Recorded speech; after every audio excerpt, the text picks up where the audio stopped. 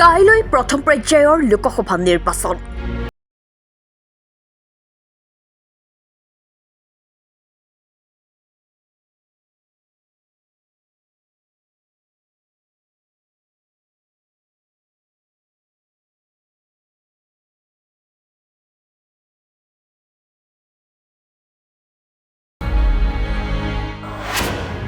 তাৰ মাজতে ৰাজ্যত প্ৰাক নিৰ্বাচনী হিংসা।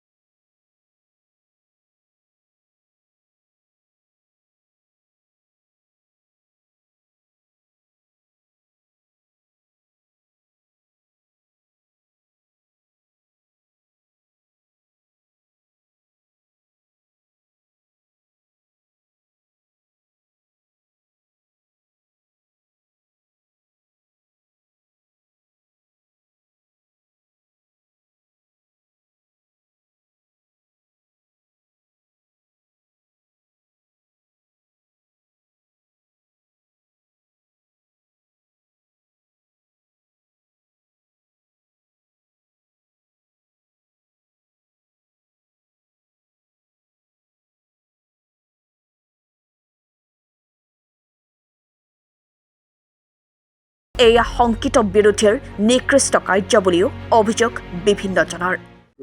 হয় ভাবো কি মানে কৈছে যে তুমি বিজেপি ল'ৰা হৈ পেলাই কাৰ্যালয়টো কেনেকৈ খুলিব দিলে, মই বোলো অনুমতি সাপেক্ষেহে বোলো খুলিব দিছোঁ, একো নাই বোলো সেইটো কাৰণে ইমান এটা হেৰি কৰিব নালাগে, দুদিনমানহে থাকিব তাৰপিছতো গুচি যাবগৈ। গতিকে তথাপিতো মই বিজেপি মানুহ যেতিয়া মই বিজেপিতে আছোঁ, মই তেনেকৈও বুজাই দিছোঁ। আৰু এতিয়া এই কামটো যে হৈছে, ৰাতি মই উঠিছোঁ 12টামান বজাত, উঠি মই বাহিৰত লাইট জ্বলি আছে, মই তথাপিও চাইছোঁ একো নাই তেতিয়া। তাৰপিছত শুই আছোঁ, তাৰপিছতে ৰাতিপুৱা শুই উঠি দেখা পাওঁ যে এনেকুৱা পৰি গ'ল। তাৰপিছত লগে লগে মই কাৰ্যালয় সভাপতিকেইজনক মই জনাইছোঁ, তেওঁলোক আহিছে, আহি পেলাই এইখিনি পাইছেহি। কেইটামান বজাত হোৱা বুলি এনেকুৱা মইতো 12টা বজাত উঠিছোঁ, 12টা বজাৰ পিছত হৈছে সেইটো বস্তু, ৰাতি হৈছে তাৰমানে। আমাৰ বাগজাপ মণ্ডল কংগ্ৰেছৰ নিৰ্বাচনী প্ৰচাৰ কাৰ্যালয়ত যোৱা ৰাতি আপোনালোকে দেখিছে যি লণ্ডভণ্ড কৰি থৈ গ'ল, ইমান এটা নিকৃষ্টতম কাম কৰিছে। আমি একেমুখে সকলোৱে গৰিহণা দিছোঁ। ৰাজনৈতিক দলত বিৰোধী থাকিব পাৰে সকলোৱে, আমি মোৰেই এতিয়া 34 বছৰ হৈছে কংগ্ৰেছত, আমি প্ৰতিটো দলকে আমি সন্মান জনাওঁ, প্ৰতিটো দলৰ ফ্লেগকো আমি সন্মান জনাওঁ, কিন্তু আজি যিসকলে এই ইমান নিকৃষ্টতম কামটো কৰিলে আমি একেমুখে গৰিহণা দিছোঁ। আমাৰ আপোনালোকে জানে যে নিৰ্বাচনী কাৰ্যালয় এটা খুলিব লগা হ'লে অনুমতিৰ প্ৰয়োজন। যদি কাৰোবাৰ আমি ব্যক্তিগত মাটি লওঁ, তেখেতৰো অনুমতিৰ প্ৰয়োজন। আমাৰ তেখেত আছে আমাৰ বাপুকণ ভূপেন ডেকা ডাঙৰীয়া, তেখেতৰ পৰা আমি অনুমতি লৈ প্ৰশাসনৰ পৰা আমি পাৰ্মিশ্যন লৈ আমি কাৰ্যালয়টো নিৰ্মাণ কৰিছিলোঁ।